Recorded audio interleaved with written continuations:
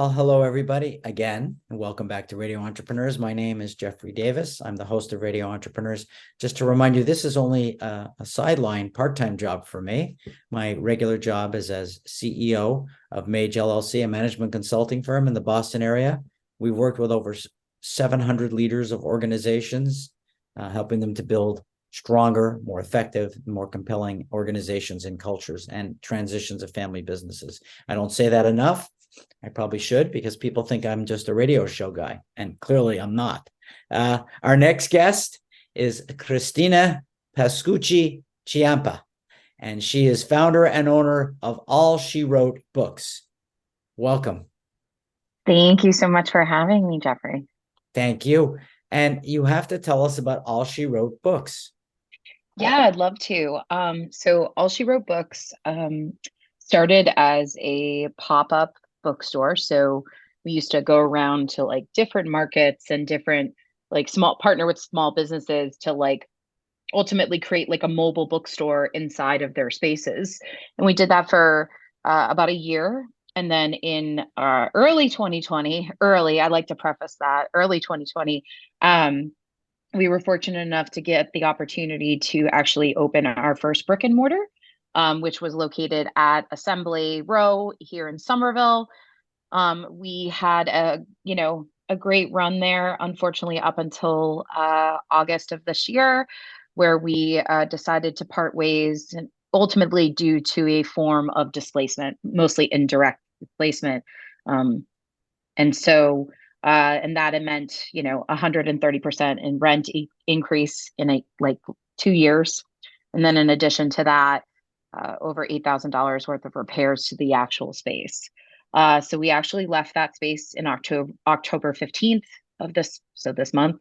And we are getting ready to open our new space at 75 Washington Street in Somerville. So we're still in Somerville. We're still the queer feminist bookstore, the only one really in the greater Boston area, and excited to potentially open up our new space very soon. Well, that's really quite exciting. Used to work with a very well-known Boston bookstore many years ago. And, it's an art form, owning a bookstore, isn't it?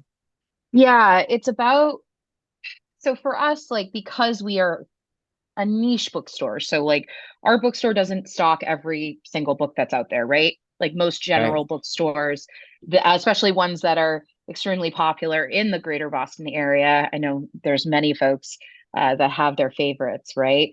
And there's so many amazing ones. But for us, really, it's about the curation. It's about, and to your point, it is an art. It's about curating the space in a way that reflects our mission and our values as a bookstore and as an organization. And that for us is really, having diverse stories and voices specifically on our shelves. And that could be anything from an author who is writing for young adult, or it could be a Black poet.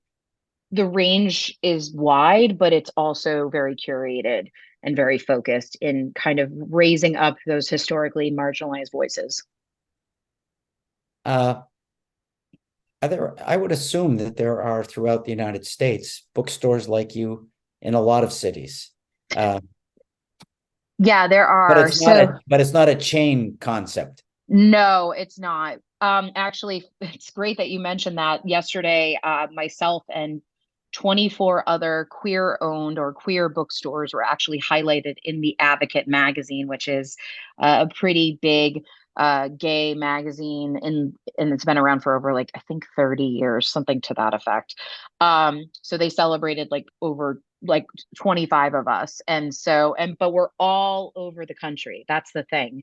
So to your point, yeah, this is not a chain thing. And each of us has our own way of how we do our curation and how we, show up in our community and stuff like that. So, and I think that's what makes spaces like ours so important, but also unique compared to kind of the chains that we see and even some smaller ones that become chains, right? Because we've seen that evolution with some bookstores. I think of the Strand, for example, in New York, and some of the other ones that we know, Vronins, I think is another one if I had to pick on a particular bookstore, but a lot of them, do expand in that capacity. But for us, it's really about kind of keeping that community focus.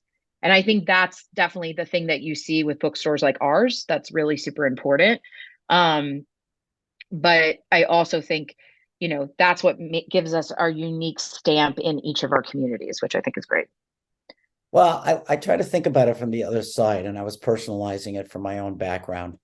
And it must be reassuring to your customers, or a validation also, that they're part of the world and that they're accepted by the world to have a bookstore like yours out there.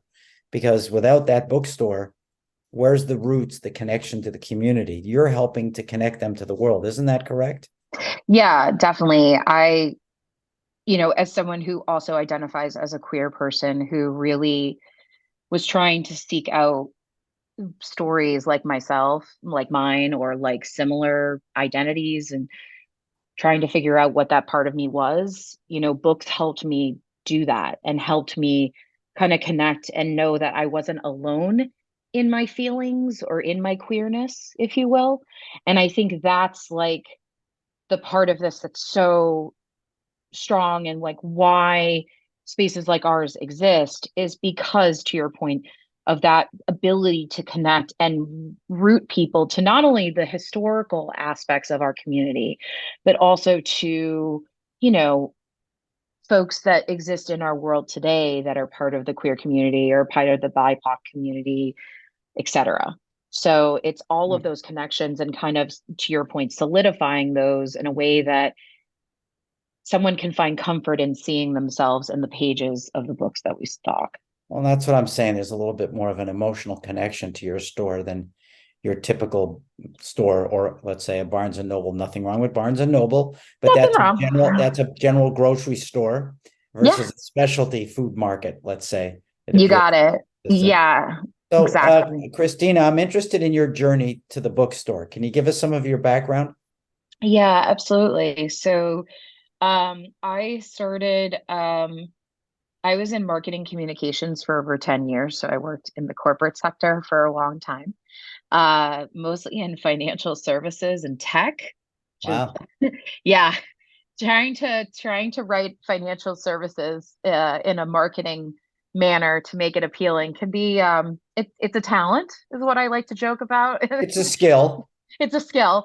But it ultimately gave me the ability to take skills that I transferred over into my you know my kind of the bookstore now. And so in 2019 I got to a point where I was in my career and I was just like, I don't know if I want to continue to do this anymore. And I've always known that I wanted to do something that connected me on more of a community level, and not necessarily working at a nonprofit, although that is admirable and people should, if that is their passion or their path in life, they should. But it wasn't something for me.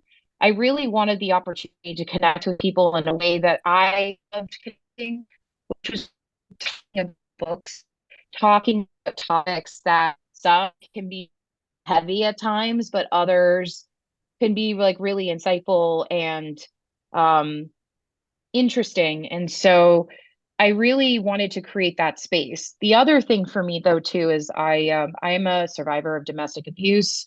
Actually, interestingly enough, October is Domestic Violence Awareness Month.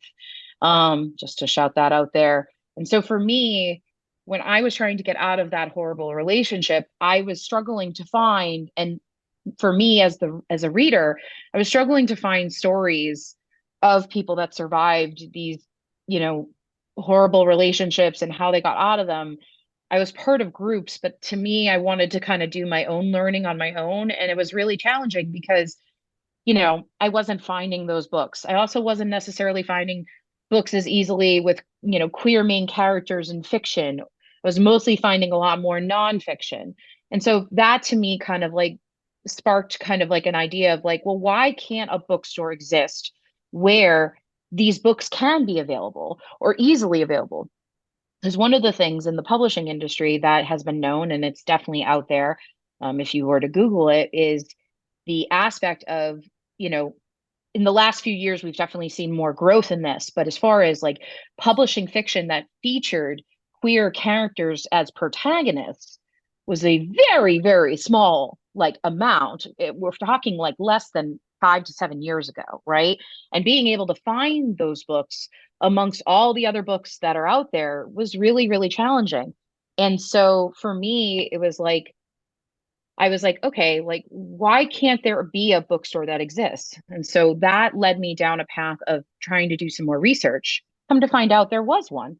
There was New Words, which was in Cambridge, and that was the feminist bookstore that was in Inman Square, starting in the early 1970s, and unfortunately shuttered in 2003 or 2002, 2003. But either way, there was something that did exist in the greater Boston area that spoke to those types of like that ultimately brought that community together. And so for me, I was like, okay, it's been 20 years. Why hasn't there been anything else out there or that has existed? And so for me, with my marketing background, I was like, all right, I'm going to test this out. I'm going to see if this works. So I started with actually used books.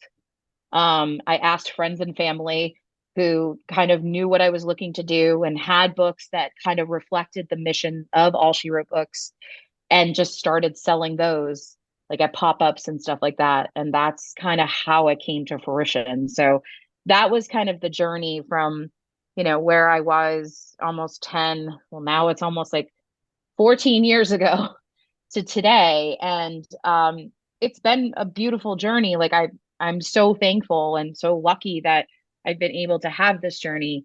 But I think sometimes you find things that you're just like, I know I could do something here, so why not try?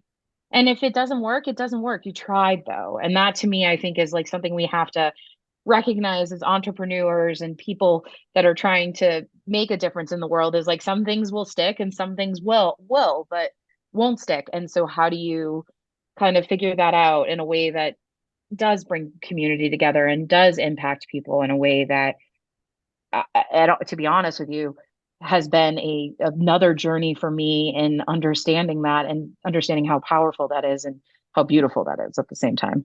Well, it's a nice story. I'm really glad you shared it with us. It's brief. I know I'm sure there's more, but we find with entrepreneurs who have goals that they tend to be happier because they know where they're going. And maybe they're on the yellow brick road. There's going to be a lot of unknown obstacles along the way, but knowing where you want to go and feeling that that's the right path is a key to happiness. Now, Christina, if somebody's looking for you in the bookstore, how would they find you? So if they were finding me at the bookstore, they probably would see me organizing the nonfiction if we're open. The location. Oh yeah, sorry. So we're located at 75 Washington Street in Somerville. That's our new location. You can also find us in other ways. If you're an audiobook listener, you love your audiobooks, you can find us on libero.fm. That is a third party that allows for us and for our customers to buy audiobooks directly with us, which is really exciting.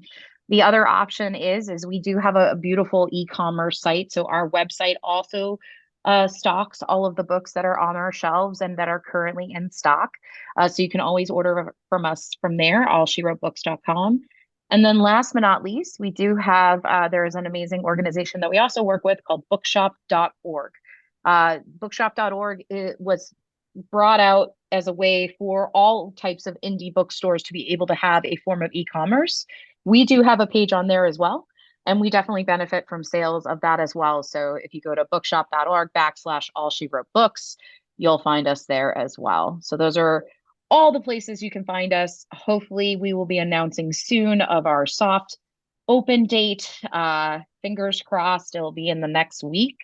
Good. We're waiting on Well, shelves. we're gonna have to go now. We're run over our time. Oh, sure. I want to tell you we appreciate you being on Radio Entrepreneurs. We hope you come back again, and all the best of luck in the future on your yellow brick road.